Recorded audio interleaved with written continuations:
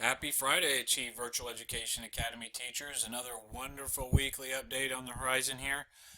With that, only 2 weeks left. Crazy to think about, I know.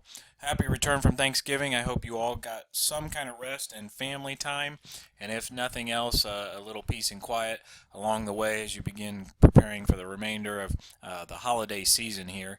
2 weeks to go. As of today, 2 weeks, December 18th, we close at 4 p.m. Make sure those final exam instructions are clear and out there for your students. As a reminder, our offices are closed the 21st through the 25th, so regarding your pay, which is really what this slide's all about, I will begin working on those on the 28th. I plan to complete them no later than the 30th, but before, if I can. If I get them done either the 28th and the 29th, I plan to take the 30th and 31st off. If not, I'll be in on the 30th, but I will definitely be out of the office the 31st, as that is my daughter's birthday, so I do not plan on working that day. Just kind of an FYI. Your pay you will not receive until January because of this, so just kind of for your planning purposes when it comes to money, I certainly want to keep you in the loop. Final exams, obviously at the end of the semester, students should be gearing up for those if they haven't already. The options are their school if they're a part-time student. Generally, those schools are more than willing to help out. I've had a couple of counselors call as they're proctoring their students' exams.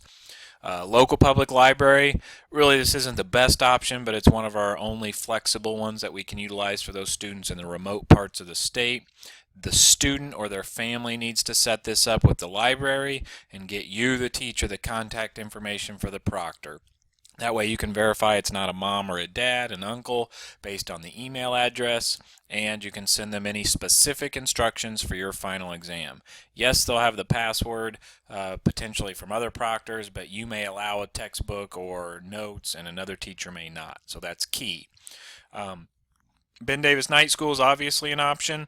They'll proctor it, but there are only 4 more days, actually 8 more days. That's incorrect. It's 8 more days. They're open 4 days each week. They are not open Friday. Friday is not an option. So just kind of beware of that. So there's actually 8 more days of testing, not 4. However, remember Friday is not an option. So December 17th is really that deadline for any students coming to Ben Davis to test. Completing students, as you finish your classes, don't forget to go ahead and complete them in Genius. You'll do this manually. What we've noticed is My Big Campus and Genius are not matching when a student has redone an assignment. It counts the redo as like a 0. And so Genius says the kid may only be halfway done with the course when they're really like done with the class. This specifically came up with one individual student where every teacher was like, no, she's only got the final exam to go. But in Genius it looks like she's only done half the work. So you're going to need to complete them manually. Don't go in and bulk complete your kids because it will not complete them with the correct grade and it'll be a big mess where we have to reinstate them all. I have attached the instructions here. It is a PDF that's been shared. The top half, so the top red section to the second red section right in here is for those if you're doing a bulk completion. You will not use this top half. You're going to want to focus on the bottom half, which is how to complete all of your students with editing their grade. So for any student that started your class and doesn't finish, you're going to edit them to a 60 or 50%. I always say 50, but in my instructions I notice it does say 60%. Either one's an F, so you'll complete them by editing that grade. And then others, you need to verify what My Big Campus grade book does say. That is the accurate grade. Whatever is in My Big Campus is the accurate grade. You're going to want to make sure that is reflected in Genius before you complete the student. Once you complete them, they come off your roster and you no longer have access to them. Now I can reinstate them for you should an error be made or the kid want to retake the final and you allow an extension for them to do so. But just kind of beware, once you complete them, they come off your roster and you no longer have access to them until I reinstate them. But anyways, here's the step-by-step instructions for you new teachers and for those that just need the reminder. Certainly pretty easy once you get into it. But if you have any problems, do not hesitate to let me know.